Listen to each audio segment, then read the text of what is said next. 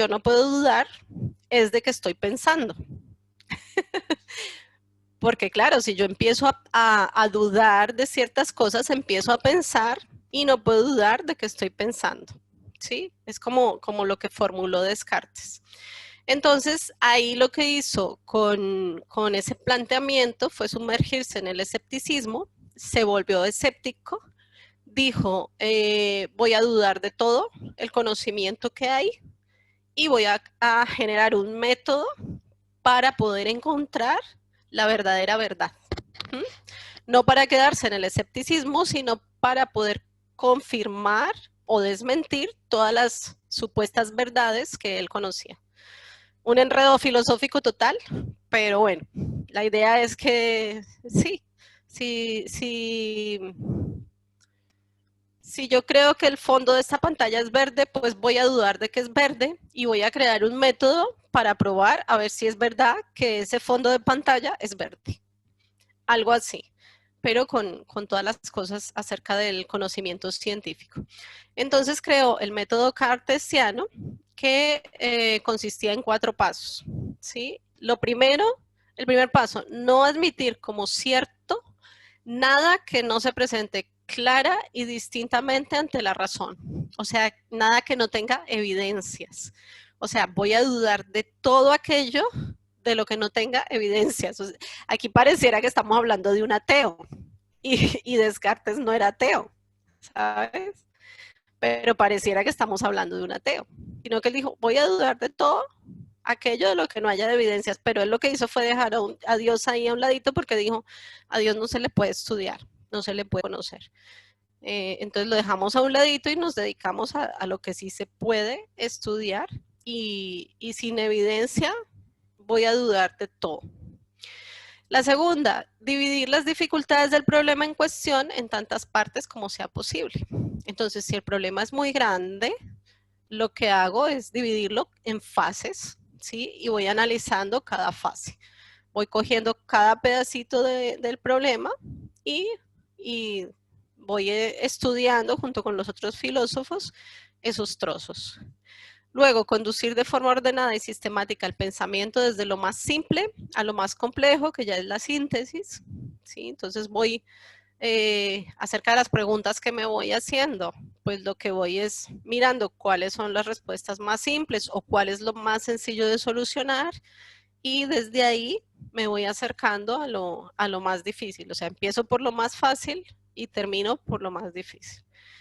Y lo otro, hacer revisiones generales una y otra vez hasta estar seguro de no omitir nada. O sea, empezar a ir autoevaluando todos esos descubrimientos que vayan teniendo e ir enumerando todo lo que han descubierto y evaluando una y otra vez, porque la ciencia pues tiene que hacer muchos experimentos, muchas veces, muchas repeticiones para poder crear una norma o una ley. Una ley no se puede crear si no funciona siempre las cosas de la misma manera. Entonces tiene que estar evaluando continuamente todos los conocimientos que va adquiriendo. Y bueno, el propósito de todo esto, de hacer todas estas cosas para Descartes, pues era como facilitarle a la mente la comprensión de los asuntos, ¿no? Alguno diría, no, pero es que no me está facilitando nada, me lo está complicando todo. Pero la intención de Descartes y realmente lo que consiguió a nivel científico, no a nivel general, pero sí a nivel científico, fue facilitarle a la mente la comprensión de los conocimientos científicos y de las verdades científicas, que era lo que en este momento la filosofía estaba buscando. Y él como filósofo, pues lo que hizo fue establecer ese método científico que tanto ha ayudado a la ciencia y que es prácticamente la base de la demostración, de las demostraciones en las ciencias, de la demostración de cualquier conocimiento o de cualquier verdad. Entonces, bueno, podría afirmarse que desde la época medieval a la revolución del pensamiento, a la modernidad, podríamos verlo aquí en estos cambios o en estas transformaciones que estamos viendo en pantalla, ¿sí? En la época medieval se creía en el geocentrismo, que es que la Tierra era el centro del universo. En la época moderna ya se pasa al heliocentrismo, donde ya la Tierra gira alrededor del Sol. Se creía que el cosmos o el universo estaba cerrado y era finito, y ya en la época moderna se pasa a la creencia de un universo infinito, que por cierto, hoy estuve leyendo una entrevista con una astrofísica, y ella contestó que ella no sabía si el universo era infinito o no, porque le preguntaron, dijo, ¿el universo es infinito? O si el universo es infinito, ¿por qué se sigue expandiendo? Y ella dijo, yo no sé si el universo es infinito. Nosotros lo vemos infinito porque nuestra percepción es desde dentro del universo y todavía no le hemos encontrado dónde termina. Pero realmente no podríamos afirmar si es infinito o no, sino que parece infinito. Imagínense, a estas alturas, yo no sé si me estoy riendo aquí sola, espero que no, pero imagínense a estas alturas de la existencia, donde ya la palabra infinito para nosotros es algo común al universo, y que una astrofísica nos diga, pues realmente no está comprobado. O sea, realmente hay muy pocas teorías acerca del universo y de su origen que están comprobadas. Es como que científicamente, astrofísicamente o cosmológicamente sabemos mucho, hablando de humanidad, no porque yo no sé mucho, pero hablando de humanidad sabemos mucho, y cada vez que sabemos más, sabemos menos. Nos damos cuenta que no sabemos nada, como nos pasa a nosotros con Dios. A mí me pasa que cada vez que conozco algo más de Él, me doy cuenta de que no sé nada de Él. Sí, es como que, wow, cada vez lo veo más grande, más grande, más grande. Es como que, wow, qué poco lo que conozco, aunque cada día conozco más. Y bueno, esa es otra de las paradojas del universo y de lo que Dios ha hecho tan grande, que no, se supone que en una clase de epistemología y psicología no debería tal vez hablar de mis posturas frente a las cosas o frente a los conocimientos, pero bueno, aquí lo que hacemos es varios planteamientos, y cada uno tiene su fe, tiene sus creencias y tiene su capacidad de pensamiento y su capacidad de filosofar. Y para eso los tenemos ahí, para poder pensar y para poder indagar y para poder sentir o presentir cuál es la verdad que nos sirve para nuestra vida. O sea, cuál verdad les sirve a cada uno para su vida. Y es maravilloso introducirse en el conocimiento de cualquier verdad, ya sea humana o ya sea divina, porque la mente se amplía mucho, se amplían los horizontes. La ciencia se ha separado de la religión. Se puede decir que algunos científicos han menospreciado la religión. Se podría decir que algunos religiosos han menospreciado la ciencia. Se podrían decir tantas cosas, y tan bonito que sería que pudiéramos entender lo que es el plan de la unidad y lo que es el uno, y que pudiéramos aprovechar todas las formas que tenemos a nuestro alcance de conocer de manera ordenada, de manera limpia y de manera profunda todas esas cosas que nos generan inquietudes. Bueno, vemos aquí que en la época medieval le dan explicaciones mágicas a la forma en que surge el mundo o el universo, y en la época moderna ya lo reducen todo a materia y movimiento. Entonces el hombre pues hace más parte de la naturaleza, es como que lo aterrizan, ¿sí? El hombre antes era parte del cosmos, de las estrellas, como que tenía como más ese sentirse universal, ¿no? Y aquí dice, no, aterrice, que el hombre es materia, materia y movimiento, que es uno de los significados que se le da al alma, que es ánima, que es movimiento, o sea, lo que le da movimiento y fuerza vital al cuerpo.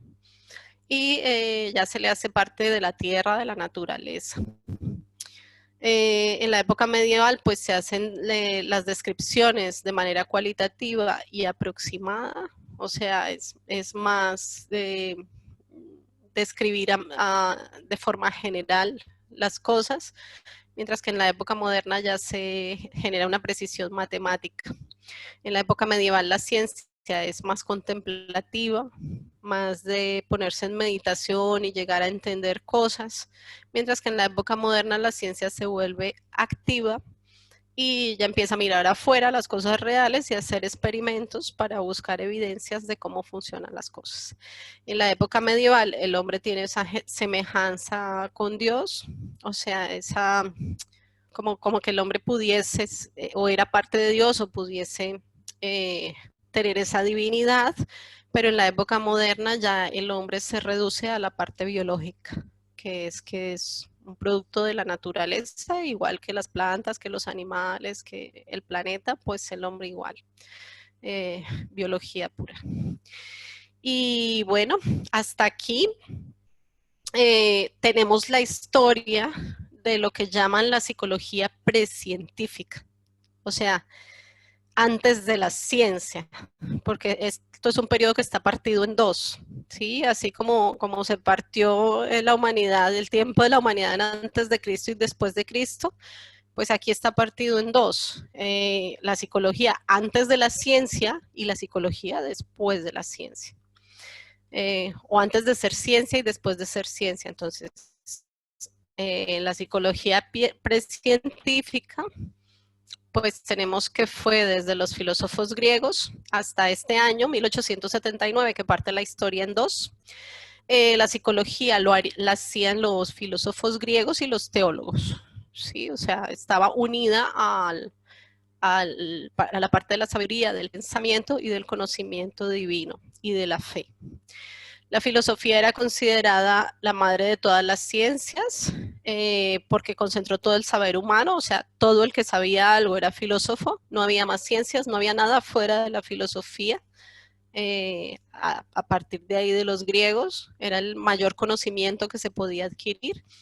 Y el primer libro sobre psicología lo escribió Aristóteles y se llamó De Anima, que significa sobre el alma, o sea, había un libro sobre psicología que significa sobre el alma, ¿sí? Entonces, el alma era el principal objeto de estudio de la psicología precientífica. Y aquí ya nos vamos a comenzar una nueva etapa, una nueva época, que es la psicología científica, que tiene su nacimiento exactamente en el año 1879, cuando se funda el primer laboratorio dedicado a la investigación psicológica en la Universidad de Leipzig, Alemania. Y esto lo hace Wilhelm Wundt, que bueno, él creó este laboratorio y lo denominó Instituto Experimental de Psicología, porque ahí él lo que pretendía pues era hacer experimentos aplicando el método científico para conseguir precisamente que el trabajo psicológico fuera considerado una ciencia. Él era, aparte de filósofo y psicólogo, era también fisiólogo. Entonces, su interés, o sea, él estaba centrado en poder relacionar la parte fisiológica, o sea, la fisiología, la parte física, con los procesos psicológicos y los procesos mentales de las personas. Él basaba todo lo que él hacía en psicología en lo que era la experimentación, ¿sí? O sea, él decía que ese era el medio principal para que los seres humanos pudieran acceder a, a los procesos de la conciencia, ¿sí? O sea, que la parte física, lo que había afuera, y a través de los sentidos, lo que podíamos tocar, lo que podemos ver, lo que podemos palpar, era lo que hacía que el ser humano pudiese acceder a la parte interna, o sea, a través de la introspección y poder conocer sus procesos mentales. Él propone un método que se llama introspección entrenada, que requiere eso, de la observación controlada en varios casos experimentales, mirando cuál es la percepción interna de ese individuo. O sea, una introspección entrenada es en un laboratorio, con un experimento, sabiendo, diciéndole a la persona cómo tiene que procesar esa información, irse entrenando para poder ir mirando cosas dentro de sí, ¿sí? Pero que no lo controlen los procesos mentales, sino que la persona es la que va a controlar esos procesos. Entonces aquí ya tenemos psicología científica. A partir de esta fecha, 1879, con este fisiólogo que era Wilhelm Wundt, y nace la psicología como una ciencia.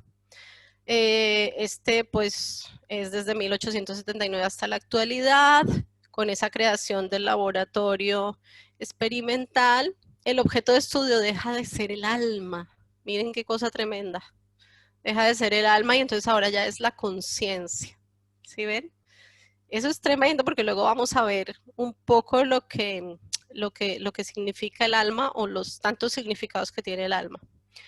Luego, el método de estudio, pues, es la introspección experimental o introspección entrenada, que es esa mirada interna y esa autoobservación de los sujetos, pero ya en un entorno experimental creado para eso. O sea, está algo controlado. Bueno, simultáneamente crea la Escuela de Psicología que se llamó estructuralismo, o sea, él ya le da una estructura a esta ciencia porque considera que la conciencia es eso, es una estructura que está compuesta por un montón de elementos que se relacionan entre sí y que se asocian, que tienen nexos que se pueden asociar. Entonces le llama a la teoría elementalismo asociacionista. Bueno, eso ni lo vamos a estudiar porque no es necesario que se aprendan todas estas cosas ni estos términos, sino basta con saber que hubo un momento en el que la psicología nace como ciencia a partir de esto, de la creación de un laboratorio. Entonces él ya empieza a crear escuelas, laboratorios, sistemas de psicología, empieza a trabajar con estos experimentos, empieza a hacer introspección con las personas. Tiene un alumno que se llama Tishner, que es un discípulo de él, y entonces ya establecen ese estructuralismo, ese asociacionismo con el nuevo método. ¿Se acuerdan los requisitos para que una ciencia sea ciencia? Tiene que tener un método de comprobación de sus hipótesis, tiene que tener un objeto de estudio concreto y tiene que poder formular leyes y normas. Esas tres condiciones para ser considerada ciencia. Pues él aquí ya pone el método, que es la introspección entrenada, con el método experimental, el objeto de estudio, que ya son los procesos mentales o la conciencia o la experiencia consciente, o sea, ya no es el alma, ya el alma, que es un intangible, algo que nadie sabe lo que es, que nadie la entiende, que nadie la conoce, él la saca de la escena, ya la había ido sacando Descartes, y ya le iba descartando Descartes, y ya iban saliendo de ahí de esa filosofía teológica del alma, y entonces ya dicen, ah, bueno, ahora vamos a estudiar es la conciencia, que para mucha gente viene siendo lo mismo, pero aquí se le está atribuyendo que sí se puede observar. Un proceso mental, un proceso consciente del individuo sí puede ser observable a través de la introspección. Y es verdad, tú cuando haces algo que tal vez lo haces sin pensar, luego analizas por qué lo hiciste y tú puedes ir a esos procesos mentales y entender de dónde salió eso que tú hiciste, de dónde salió esa conducta, de dónde salió ese comportamiento. Entonces, bueno, es verdad que esos procesos conscientes sí que se pueden observar a través de la introspección entrenada. Y bueno, aquí hace ya una serie de experimentos, esto les va en lo que es el estudio. Encontraron 38.000 tipos de sensaciones visuales y 11.000 tipos de sensaciones auditivas. O sea, se pusieron a mirar cómo es que funciona el ser humano y cómo es que responde a los estímulos, a estímulos visuales, a estímulos auditivos. Se pusieron a trabajar durísimo en toda esa parte y realmente llegaron a conocer al hombre. Dice que empezaron por los procesos psíquicos más simples, como la sensación, la percepción, el tiempo de reacción, y todo eso lo medían. Medían toda la parte física de los procesos que iban haciendo, los procesos mentales y los procesos de las sensaciones. Ellos iban midiendo todo eso y lo iban midiendo en tiempo, iban midiendo la intensidad, la duración de todos esos episodios. Bueno, esto, digamos que en un sentido admirable porque es, digamos que a mí me cuesta mucho coger y poner sobre un papel o sobre un experimento algún proceso del alma o algún proceso mental, ¿sí? Yo lo puedo distinguir, lo puedo experimentar, puedo hacer introspección, puedo comprenderlo, pero luego cuando te metes en todo esto del método científico y de decir voy a demostrar que esto es una ciencia y que aquí si yo hago A más B me da igual a C, porque eso es una ciencia, o sea, me tiene que dar siempre A más B, siempre me tiene que dar igual a C. Y claro, coger la mente y decir A más B me da igual a C, siempre que lo hago, bueno, eso es muy difícil y es, digamos que un poco más que admirable. Entonces, bueno, este señor consigue todo eso y a partir de él, fíjense cómo vamos en una línea de tiempo.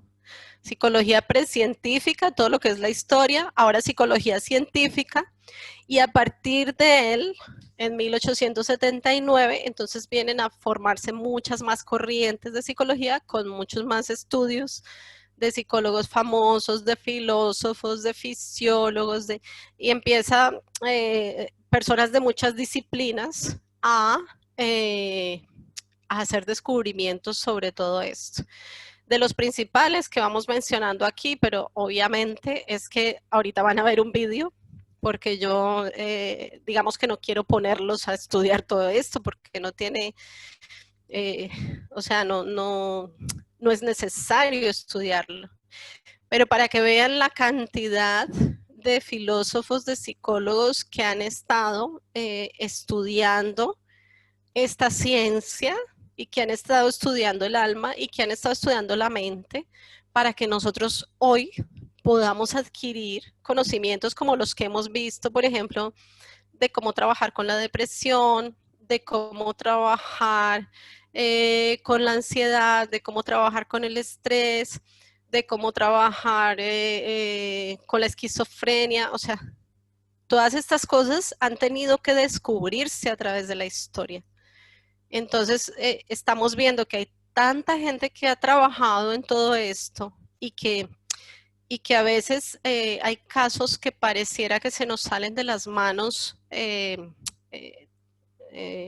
como lo dijéramos, espiritualmente hablando, en la parte de la consejería, y que tal vez en psicología tienen solución, y casos que se les salen de las manos a la psicología, que en la parte de la consejería tienen solución, ¿sí?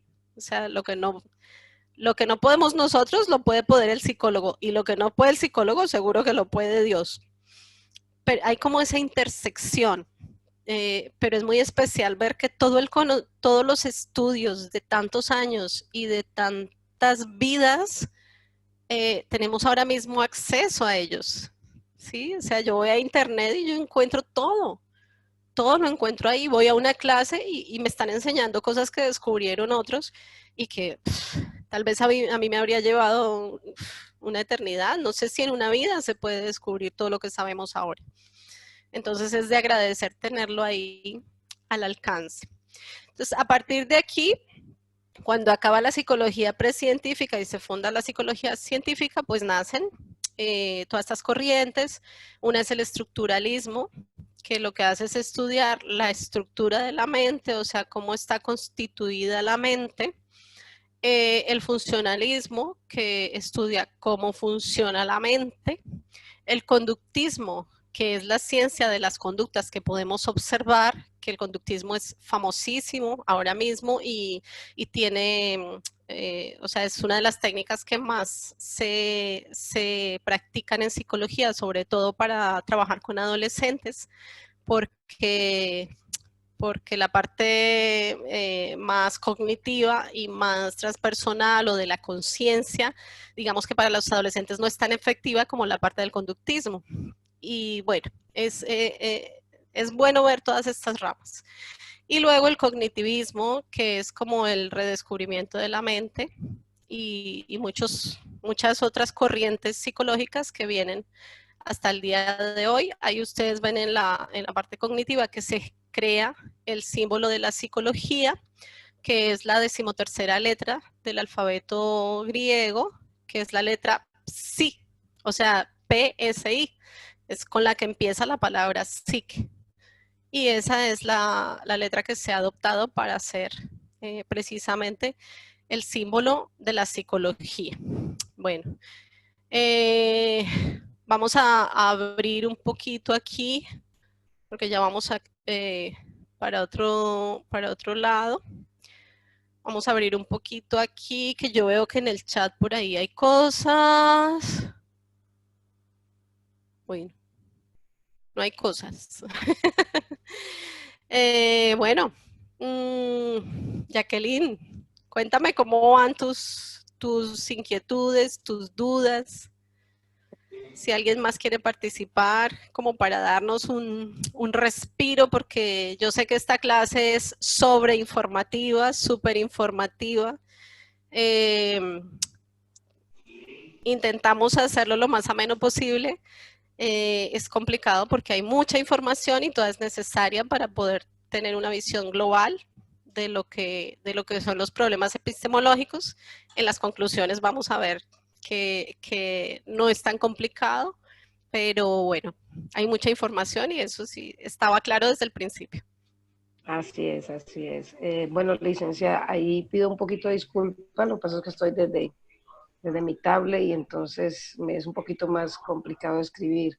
Pero hay una compañerita que hace una pregunta y es cómo se hacía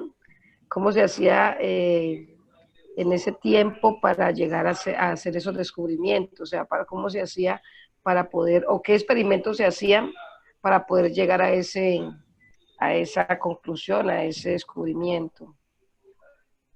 No Claro, sé si precisamente ese es el tema de esta clase, o sea, no había método para llegar a los descubrimientos. Todas las teorías que se proponían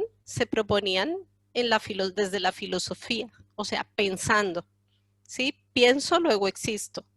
Entonces, los filósofos pensaban, meditaban, miraban las estrellas, miraban los astros, hacían cálculos, algunos habían estudiado los números, hacían cálculos matemáticos, pero eran cálculos que no estaban basados en un método científico, ¿sí? Sino solamente basados en el pensamiento y un poco basados en la lógica y en la razón. Entonces, todo eran teorías, no había nada demostrado. Tengan en cuenta que la persona que dijo que la Tierra era redonda, pues lo mataron, creo que lo mataron por eso. Entonces, bueno, les confirmo después.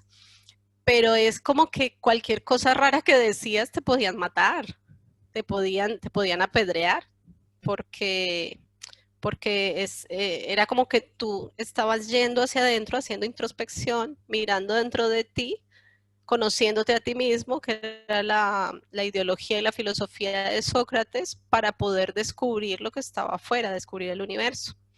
Entonces, precisamente, esta era el planteamiento de Descartes, o sea, necesitamos un método que nos compruebe si los conocimientos son válidos. Y ahí se crea el método científico, ¿sí? Que el método científico es, bueno, voy a hacer una hipótesis, o sea, como los filósofos piensan, pues seguimos pensando, no pasa nada, vamos a hacer una hipótesis. Pero luego esa hipótesis tiene que pasar por diversas etapas para poder ser comprobada. ¿Mm? Entonces, lo que primero que hacían en el método científico, pero ya esto fue cuando ya la psicología se volvió científica y cuando la filosofía, los mismos filósofos dijeron vamos a separar las cosas, vamos a separar las ciencias de la filosofía, porque la filosofía genera las hipótesis, genera las teorías, genera los planteamientos, pero las ciencias son las que comprueban si eso es así. Entonces la misma filosofía dijo, vamos a hacer un método con el que podamos certificar si los conocimientos son reales. Y ahí entonces empezó el método científico. Lo primero, formular la hipótesis o establecer el problema que se quiere investigar. Lo otro era recopilar información acerca de eso en todos los conocimientos que hubiese, en todos los libros, en todos los discursos que hubiesen dado en los diferentes autores. Entonces hacían una investigación acerca de eso que estaban, de ese problema que querían mirar o de esa hipótesis que querían comprobar. Luego, diseñaban algún experimento de laboratorio o algún experimento social para comprobar las cosas. Acuérdense el experimento, no fue aquí en esta clase. Bueno, un experimento de psicología social que les hice a los alumnos que está mostrando cómo los seres humanos realizamos actos o conductas por imitación. Entonces, ¿cómo se comprueba eso? Pues se hace un experimento y el experimento era que había una persona que empezaba a levantarse de una silla y a sentarse cada vez que sonaba una bocina, pero realmente nadie sabía por qué lo hacía. La persona se levantaba y se sentaba, sonaba otra vez la bocina, la persona se levantaba y se sentaba. Y luego, entonces los demás empezaron a seguirlo, a seguirlo, a seguirlo, a seguirlo. Luego, cuando entró otra persona, la última persona que entró, el que empezó a levantarse de la silla y a sentarse ya se había ido, pero como los demás ya estaban haciendo todos eso cuando sonaba el timbre, pues esa persona que entró sonaba el timbre y efectivamente se levanta y se sienta otra vez cuando suena el timbre. ¿Y por qué lo hacía? Pues nadie sabía por qué lo hacía, sino que es que habían visto que alguien lo había hecho y pensaban que lo tenían que hacer. Eso es un experimento que se hace con la gente, es un experimento social, no es de laboratorio, no es un experimento científico, sino un experimento social, porque como están divididas las ciencias en las formales y en las no formales, y en las naturales y en las sociales, entonces esto no es un experimento del área de ciencias naturales, que es científico, sino un experimento del área de ciencias sociales, que es social, que es la idea que se me ocurre ahora, ¿sí?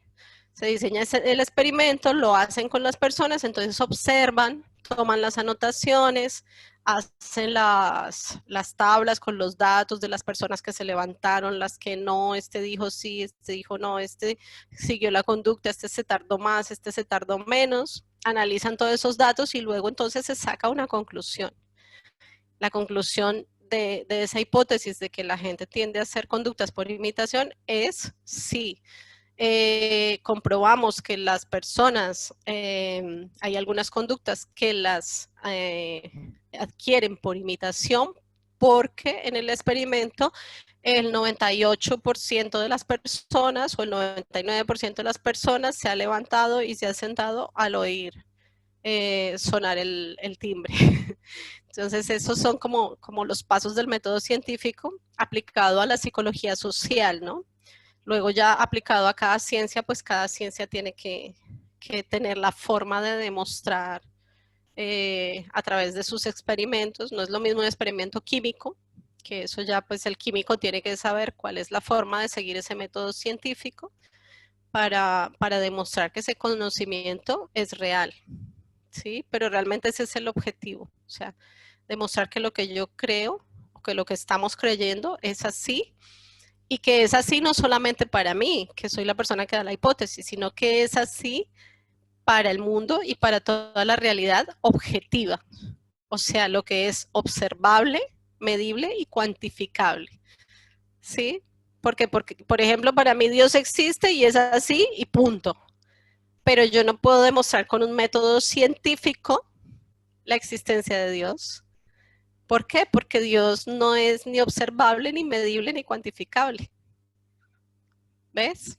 Entonces, yo puedo estar segura de mi conocimiento acerca de Dios, pero no, nunca Dios será un conocimiento científico porque no se puede demostrar a través del método científico. O sea, yo no puedo traer un paralítico, darle una palabra de sanidad y que se levante, y luego hacerlo otra vez, traer otro paralítico, darle una palabra de sanidad y que se levante, y luego hacerlo 100 veces y que las 100 veces se levante. ¿Sí? Yo no sé si ustedes pueden. Yo no, yo de pronto puedo con uno, no lo sé tampoco porque no lo he hecho, pero eso es cuando Dios quiere. Entonces yo no puedo decir científicamente, si yo oro por un paralítico se levanta. No lo puedo asegurar científicamente, no puedo crear una norma de eso, no puedo crear una ley con eso, porque Dios y los milagros de Dios y la profundidad de las riquezas de Dios no son observables, medibles y cuantificables. Por eso Dios no puede estar dentro del saber científico, por eso lo dejaron ahí a un ladito, porque Dios, el alma, todas esas cuestiones espirituales eran el impedimento para la ciencia. O sea, la ciencia no podía comprobar nada porque la filosofía estaba basándose en muchas cosas en la existencia de Dios, y de hecho hablaban de los dioses también. Por eso sus conocimientos no podían ser validados como científicos y como objetivos, sino que eran teorías que podían ser o no ser, que muchas hoy están demostradas que sí que son. ¿Sí? Por ejemplo, al pasar de la teoría geocéntrica a la heliocéntrica, entonces ahí sí se demuestra, sí, vale, la Tierra es redonda y gira alrededor del Sol. Pues eso ya lo demostró la ciencia. Pero antes de que la ciencia lo demostrara, simplemente era una suposición de un filósofo loco que se puso a observar las estrellas y dijo, oiga, no, el Sol no gira alrededor nuestro, nosotros giramos alrededor del Sol. ¿Qué? ¿Cómo se le ocurre decir eso? Cuando él dijo eso, eso no era un saber científico, sino un saber filosófico. Después la ciencia ha demostrado que ese saber filosófico o ese problema filosófico epistemológico era un saber científico. ¿Sí ven cómo es la cosa? No sé si con este ejemplo te ha quedado clara la respuesta a tu pregunta. Bueno, creo que a nuestra compañera sí. Claro que sí. Licenciada. Señora. Bueno, yo era la de la inquietud y bueno, trataré de explicarme porque sí está un poquito como enredado el tema para mí. Acerca de cómo se hacían los experimentos en esos laboratorios cuando ya se declara la psicología como científica. Yo me baso en que, bueno, yo he mirado algunas películas cuando científicos y psiquiatras y psicólogos ponen a investigar acerca de pues, todo lo que es el funcionamiento del cerebro, la mente, el alma. Y en algunas películas son basadas en hechos reales.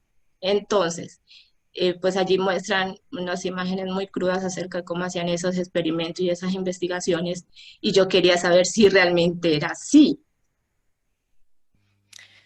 Claro, hay de todo, ¿eh? Hay de todo. De todas formas, un experimento de las reacciones humanas o de las reacciones de la mente a algo, pues normalmente se basan en estímulo-respuesta.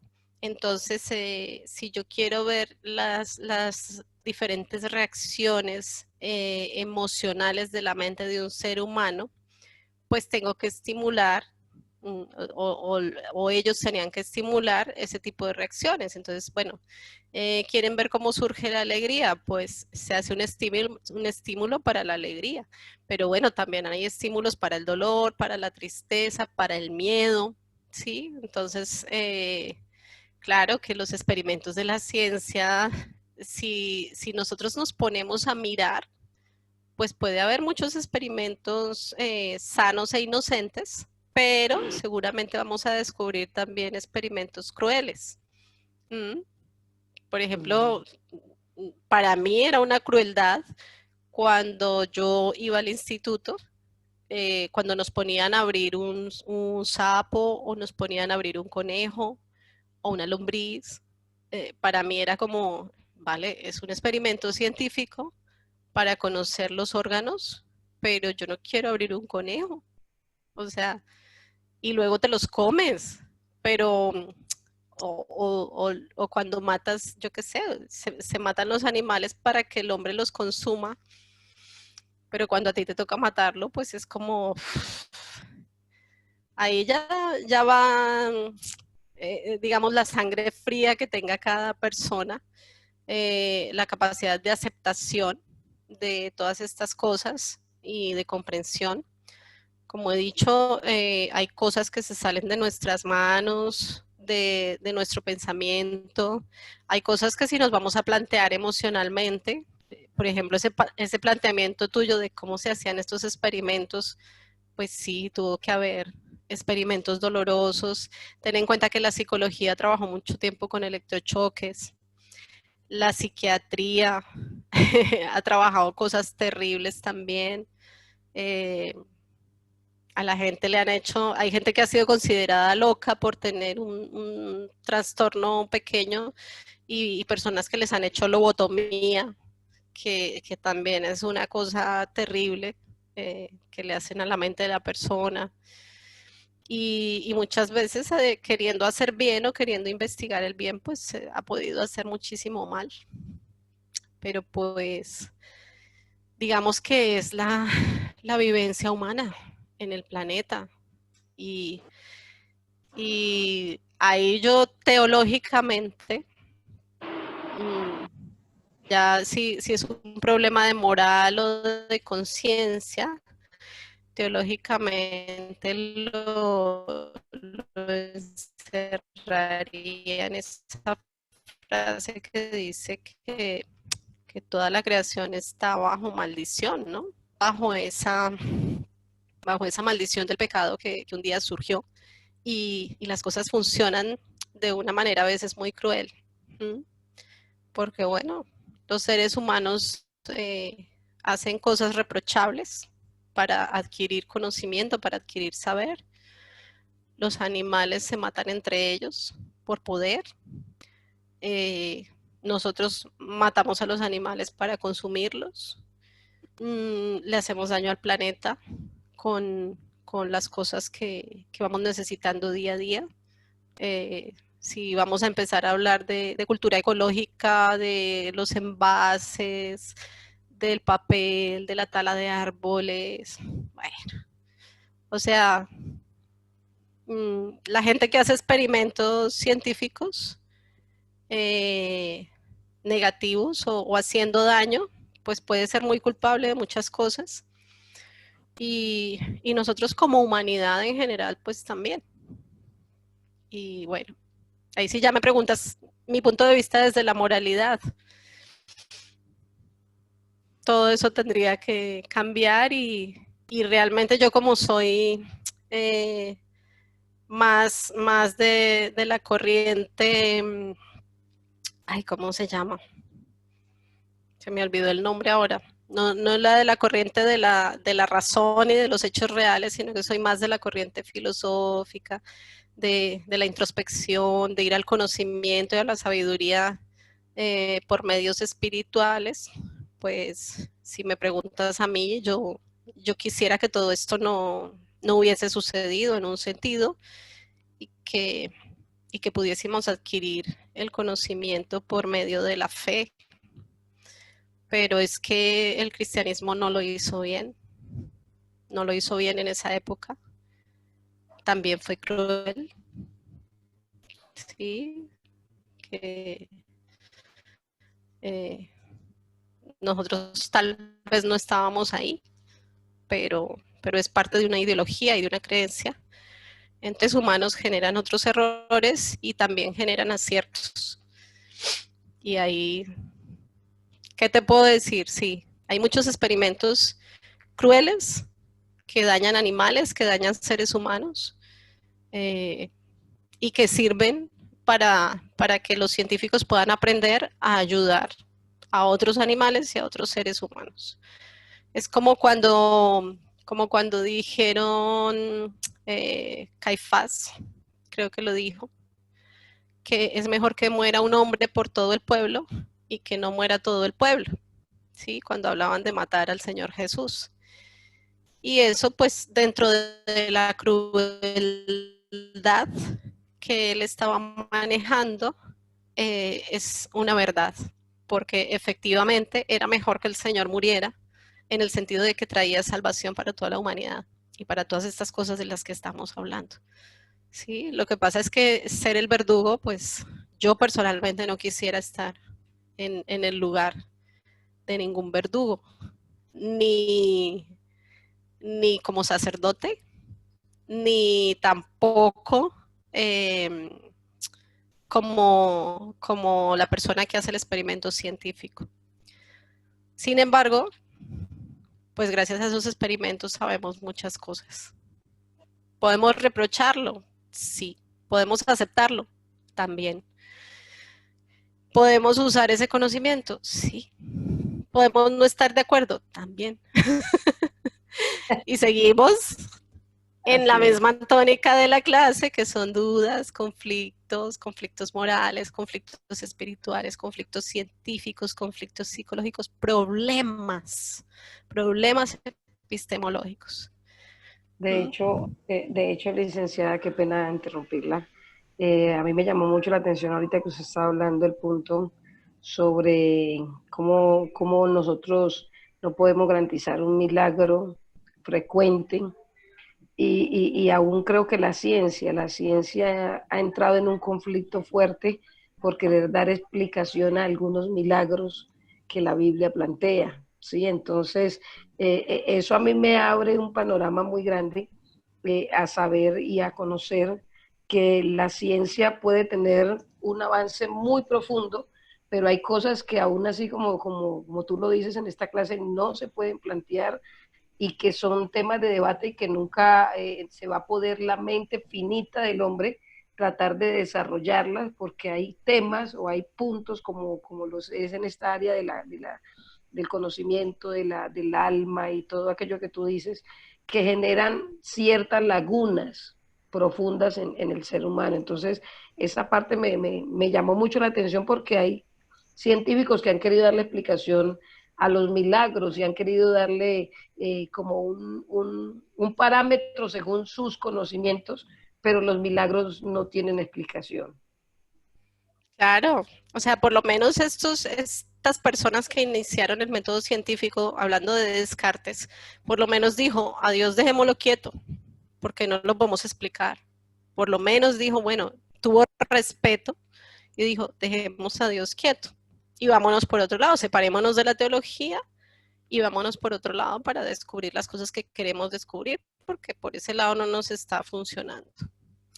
Correcto. Así que nada, eso fue lo que pasó y nosotros estamos aquí simplemente, digamos, conociendo esa historia, porque una de las cosas maravillosas de conocer la historia es que podemos escoger que no se repita, por lo menos no en nuestra vida. Entonces, si conocemos toda la parte negativa de la historia y también la positiva, podemos actuar en consecuencia en nuestra vida y decir, bueno, históricamente han pasado cosas muy buenas y estas son las que voy a aplicar en mi vida, y las negativas, las que yo veo que no le han servido a la humanidad, entonces como miembro de esta humanidad voy a hacer que no se repitan, o voy pues no tanto a luchar contra ellas, sino a que en mí no se manifiesten esas cosas. Pero es bueno conocer, y de eso se trata esta clase, de conocer la historia de la psicología y de cómo se han venido generando todos estos conflictos en el ser humano, y todos estos conflictos que la psicología ha tenido para establecerse como ciencia. O sea, si la teología quisiera establecerse como ciencia, como la psicología, tendría que empezar un camino como este, y tendría un camino lleno de conflictos y de problemas epistemológicos. Lo que pasa es que la teología pues nunca ha tenido el interés, que yo sepa, de establecerse como ciencia humana, porque la teología es una ciencia divina y eso está pues fuera de cualquier método científico, como les dije de los milagros. Así que, bueno, si no hay otra pregunta, me voy al resto de la clase, porque nos queda una horita. Andrómeda. Sí, señora. Disculpe que la interrumpa. Nada más, Dime. pues está muy, muy interesante. Sí es confuso, muchas cosas confusas, y ahora pienso por qué personas que quieren estudiar psicología, yo sí creo que deben de tener sus bases de la fe bien firmes, porque si no crea confusión, ¿no? Porque sí, la verdad. Me encanta lo que estás diciendo. Sí, es lo que estaba pensando desde la clase pasada, porque sí hay confusión, ¿no? Entonces debe de tener sus bases bien, bien firmes, cimentadas de la fe. Y nada más quería preguntar, ahora que estaba hablando y explicando a la compañera, que mencionaste que los cristianos hicieron algunas cosas mal. Entonces no capté muy bien qué fue lo malo que hicieron. El cristianismo de la época medieval, que era el cristianismo católico. Ah, sí. Ahora me imagino que tampoco hacemos todo bien, ¿no? Pero se ha mejorado bastante. Sí, pero como dice que es bueno, pues conocer la historia, por eso es muy bueno, porque si ignoramos la historia, pues cometemos los mismos errores, ¿no? Por eso sí es bueno, pues, tener el conocimiento. Sí, ahí sí tienes que leerte acerca de ese tema, porque pues hay muchas cosas. Está la búsqueda del poder, que todo empezó con el emperador Constantino, que quería tener controlado al pueblo, y pues todo el pueblo se estaba volviendo cristiano por lo que pasó con el Señor Jesús, y era un movimiento ya bastante grande, entonces se les iba a salir de las manos. Entonces lo que hicieron para controlarlo, ciertos obispos que se autonombraron obispos porque no tenían nada que ver con los discípulos, y de hecho ya todos los discípulos habían partido de la tierra, los discípulos de Jesús, porque eso fue sobre el año 400 y pico después de Cristo. Ah, vale. Lo que hicieron pues fue decir que el obispo de Roma era el obispo más importante, porque el imperio romano era el que había vencido al imperio griego en ese tiempo. Entonces nombraron al obispo de Roma como sumo obispo o sumo pontífice, como se le conoce ahora, y a partir de ahí empezaron a hacer una religión única y universal, y pues empezaron a vender indulgencias. Hubo una época que también fue la época de las cruzadas, que todo el que no fuera cristiano pues lo mataban. Bueno, la gente mucho que abuso. hiciera una actividad científica pues eran brujos y los incendiaban en las hogueras, hacían recolectas de los dineros, de los impuestos. Eso fue una época pues bastante oscura, y por eso fue que se levantó el protestantismo con Martín Lutero, un sacerdote católico que no estaba de acuerdo con todas esas cosas. Entonces se rebeló prácticamente contra la Iglesia Católica, nació el protestantismo, que es lo que conocemos ahora por cristianismo evangélico, por decirlo de alguna forma, porque ahora hay muchas corrientes, pero ahí fue donde se separa es una parte del cristianismo de la Iglesia Católica, ¿sí? Lo Ya. que pasa es que la Iglesia Católica se define como cristiana. ¿Mm? Y el cristianismo, mucha gente dirá que es cristianismo católico y son definiciones que entran ahí porque pues digamos que ellos eran los primeros cristianos que controlaron varios países después de la partida de los discípulos de Jesús, pero eso es una historia larguita que te la puedes estudiar ya aparte porque pues esta clase no tiene nada que ver con eso. Muy cierto, muchas gracias. Sí, bueno, y me encanta que digas eso porque realmente, claro, todo psicólogo debería tener muy firmes sus bases de la fe. Sin embargo, pues desafortunadamente es todo lo contrario. Mucha gente que estudia psicología ni siquiera es creyente y luego ves a los psicólogos profesionales yendo al psicólogo. Y yo lo he visto. Otra paradoja. Esta clase está llena de paradojas, ¿no? Ya a mí me encanta ver cómo se ríe Jacqueline ya. Es cierto. Entonces, bueno, sí, realmente lo que tú dices, a mí por lo menos, para mí primero ha sido mi fe, primero estudié teología, tengo unas bases muy firmes en el Evangelio, gracias a Dios, ministerio ya de muchos años, y después de eso, pues ya vine introduciendo en mi vida la psicología, porque a través de la consejería de parejas y la restauración familiar que practiqué por muchos años en varias parejas de mi entorno, pues me llevaron a querer conocer un poquito más acerca de la mente, acerca de todos estos procesos cognitivos, acerca de cómo se generan las conductas y pues la vida me Muy llevó bueno. a hacerme el máster en psicología transpersonal, que tiene mucho que ver con la parte teológica, o sea, la psicología transpersonal es muy diferente a la psicología conductista o a la psicología cognitiva o a las que estamos mencionando ahora. Tiene más relación con el espíritu, más relación con esos procesos del alma, o sea, la psicología transpersonal es como si volviera al principio, pero ya con todo el conocimiento de todo lo que ha pasado.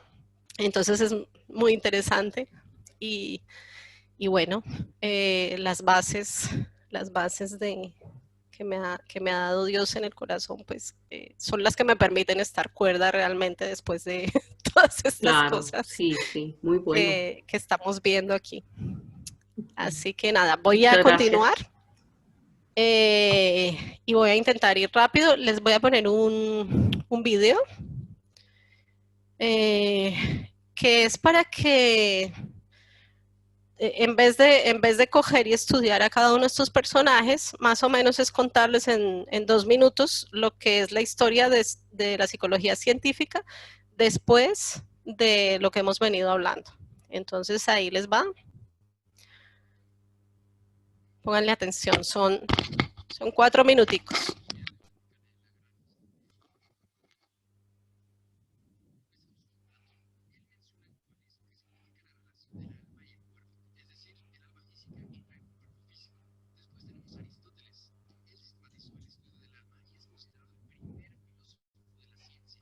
Licenciada, se oye muy bajito. Si hubiera la forma de subirle un poquito. A ver, lo paro. Me dices que le ponga volumen, ¿no? Aquí al volumen, tal vez puede ser que es porque tengo el micrófono. Me voy a quitar el micrófono un momento y Vale, lo pongo, ¿vale? Vale. Y tú me dices si se oye bien. Soy el primer hombre motos. El día de hoy les platicaré la gran historia. Empecemos con Platón. Él menciona el dualismo, que significa la relación del alma y el cuerpo. ¿Escuchas?